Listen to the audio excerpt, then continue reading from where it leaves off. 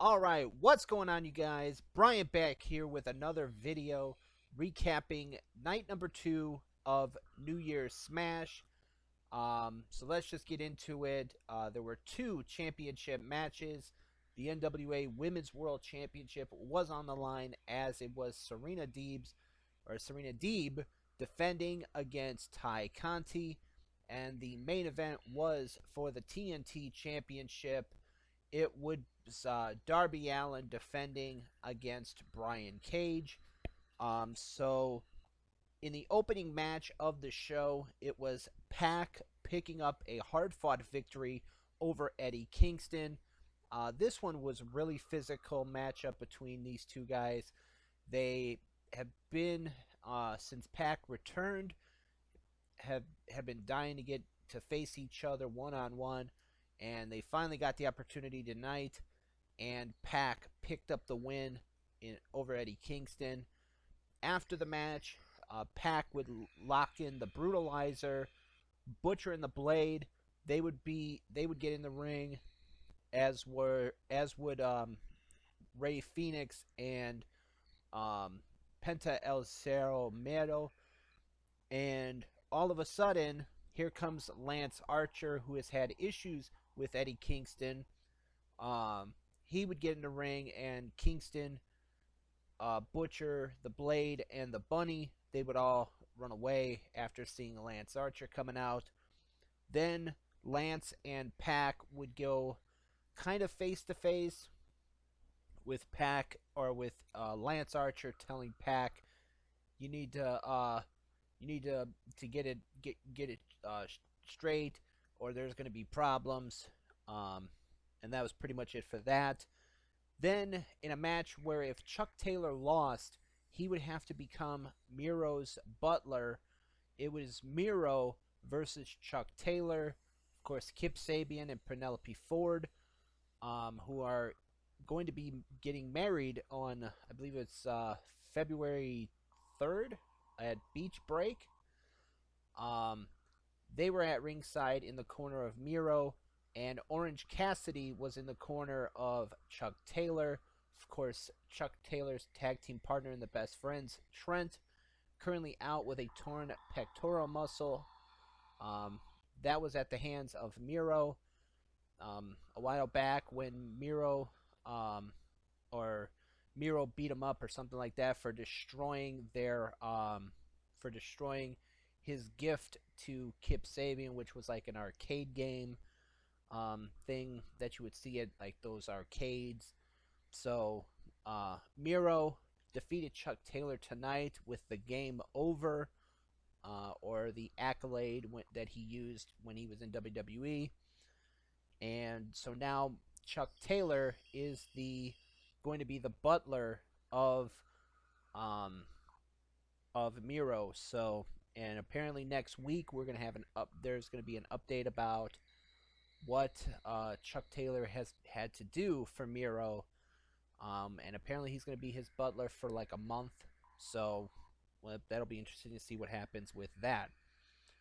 There was a Matt Hardy and Private Party interview where Private Party confronted Matt Hardy about him being their manager and him getting 30%.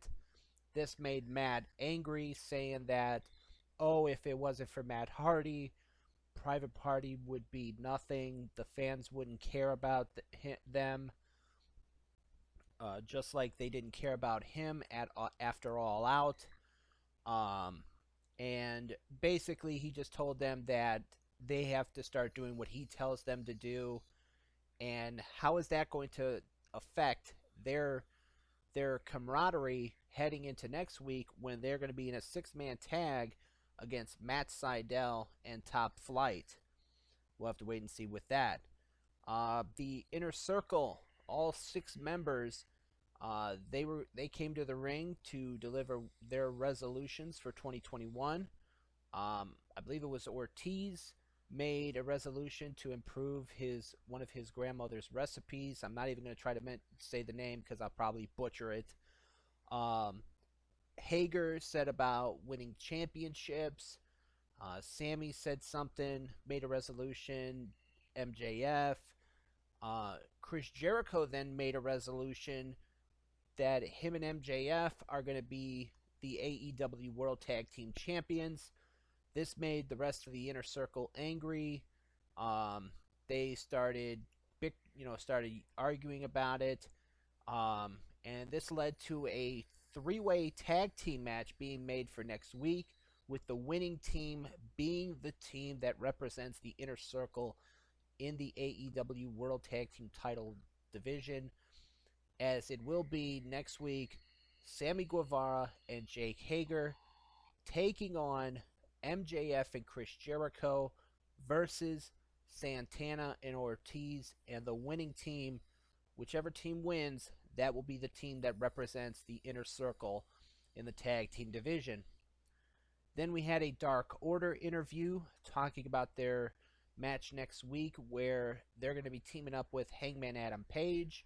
Of course, the Dark Order have been trying to get and recruit Hangman Adam Page to join the Dark Order, even to the point where during this interview they basically said to Hangman that, listen, how about you give us a decision and you can do it next week. So next week we will hopefully find out whether or not Hangman Adam Page is going to join the Dark Order.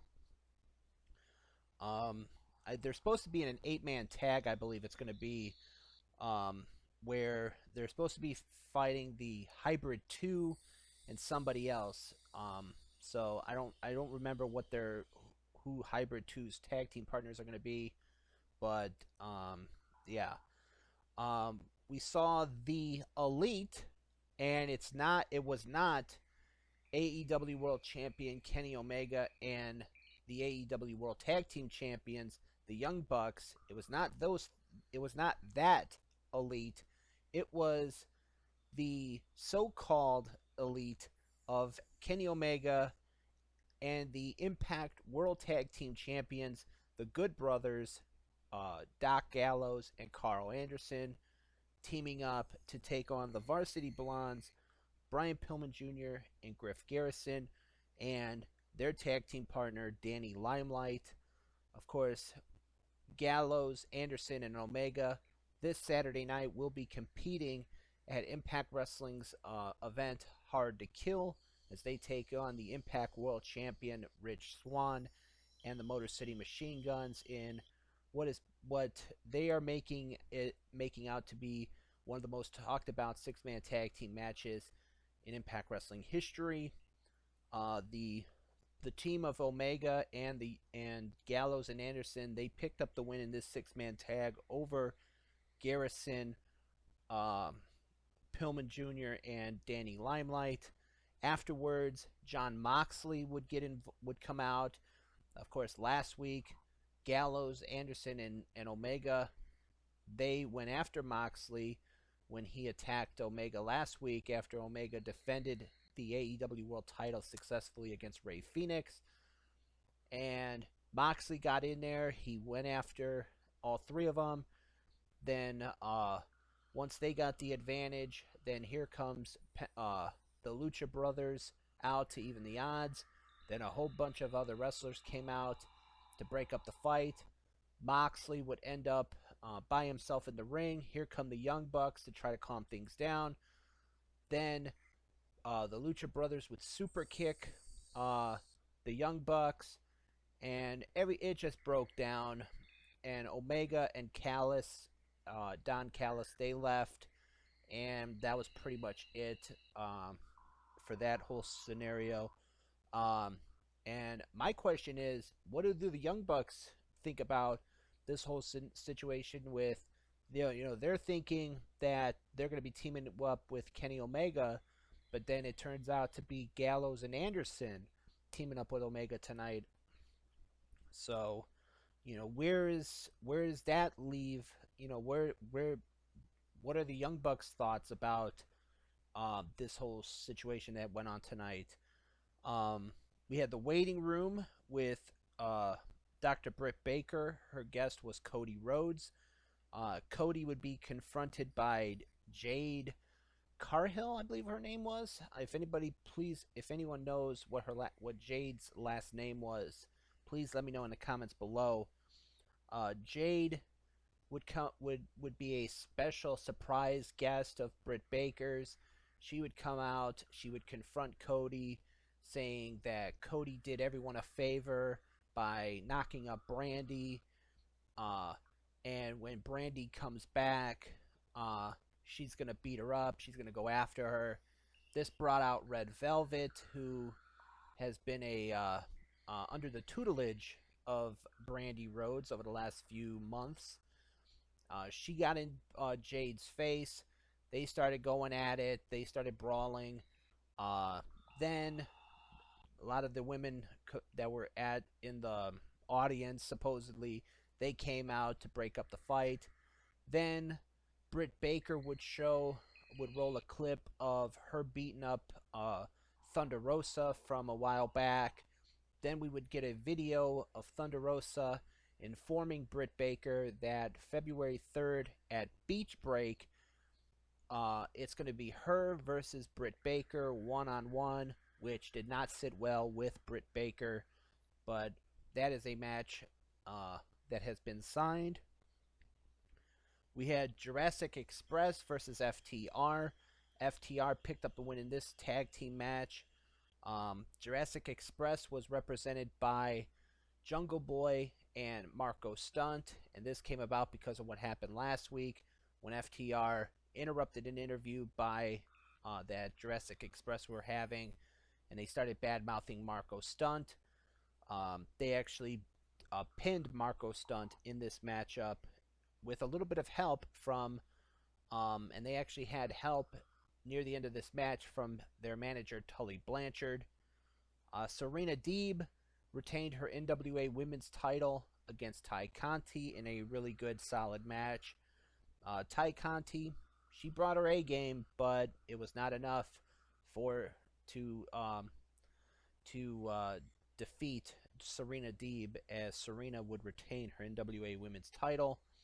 And then in the main event, Darby Allin fought through everything, fought through the size difference, weight difference, power difference, and he defeated the Machine Brian Cage.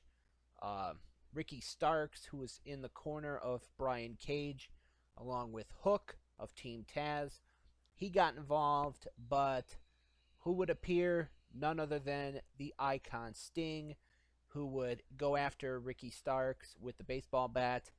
Then when Brian Cage had Darby Allin on the top rope, he was going for like a superplex or something, and then Darby Allin reversed it into a crucifix, and 1, 2, 3, Darby Allin is still the TNT champion, retaining it tonight on night number 2 of New Year's Smash.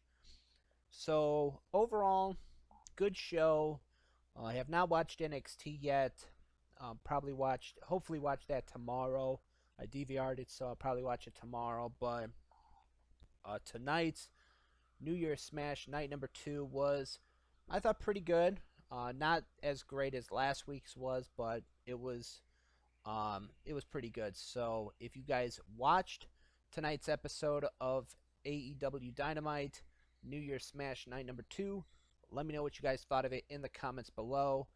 As always, I am Brian, and thank you for watching this recap of AEW's New Year's Smash night number 2.